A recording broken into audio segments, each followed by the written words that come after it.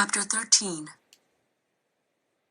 After cutting the dragon free, Minli's knife was dull, and the skin on her fingers and toes was wrinkled from being in the dragon's lake of tears for so long. She was also very thirsty. The dragon offered to carry her to the freshwater stream. He knew the forest well. "You'll get there much faster," he said. Minli was a little doubtful about riding the dragon. It was one thing to climb on top of him while he was half covered by water, but now on dry land she realized how large he really was. The dragon was long as the street in front of Minli's house. If he stretched himself up on his arms and legs, he was as tall as a bird's nest in a tree, she realized.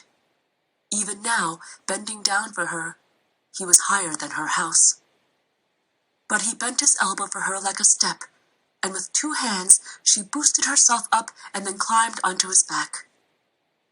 The round ball on the dragon's head was the size of a small melon, just big enough for her to wrap 2 hands around, and she clutched it as the dragon began to move. It was faster, but not much. The dragon was nimble, but his large body had to constantly maneuver around trees and rocks, so it was awkward going. The constant jerking made Minli feel like she was riding a huge water buffalo. As the dragon ducked underneath branches and swerved through trees, Minli understood why most dragons flew. "Dragon," Minli asked suddenly, "how old are you?" "Old?" the dragon said, and again it seemed a question he had never been asked. "I do not know." "Well," Minli said, "how long have you been in this forest?" The dragon thought hard. "A long time," he told her. "I remember when a bird flew from the sky and dropped a peach pit onto the ground.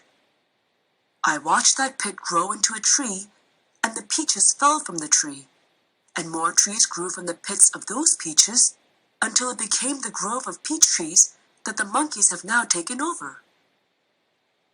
"He is very old," Minli thought to herself, imagining the growth of the trees.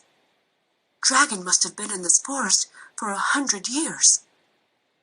And she felt a pang of pity as she imagined the dragon, alone, unable to fly, endlessly struggling between trees and branches.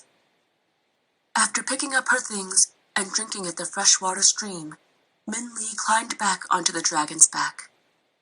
She soon fell asleep, her head on the dragon's ball and her hand holding her rice bowl. Noticing she was asleep, the dragon moved slowly and quietly, even when the water from Minli's compass splashed and trickled down his nose. It was only when a loud shrieking filled the forest that Minli woke. It was such a wild and harsh noise that she bolted up, her eyes wide open in fear. "Do not worry," the dragon told her. "It is just the monkeys." And it was the monkeys. Even though the sun was dimming, Minli could still see the monkeys clamoring in the trees. Even though Minli could not count that many of them, their screaming made it sound as if there were thousands. "We are getting close to the peach trees," the dragon told Minli, "and they are getting angry." "Stop here," Minli said. She climbed off the dragon's back, and she could still see the monkeys through leaves and branches, their bared teeth flashing. "Those peach trees are exactly the direction we want to go," Minli said. "We have to get past the monkeys." "I could still force my way through, but the monkeys would attack you," Dragon said. "I am not sure if we could get you through unharmed. Listen to them." And the monkeys continued to scream. Minli covered her ears with her hands, but she could still hear them. It seemed like they were screeching, "Get away from here! Ours! Ours! All ours!" "You're right," Minli told the dragon. "They are not going to let us through." "But you said that is the way to the Old Man of the Moon, though," said the dragon. "Correct?" Minli nodded.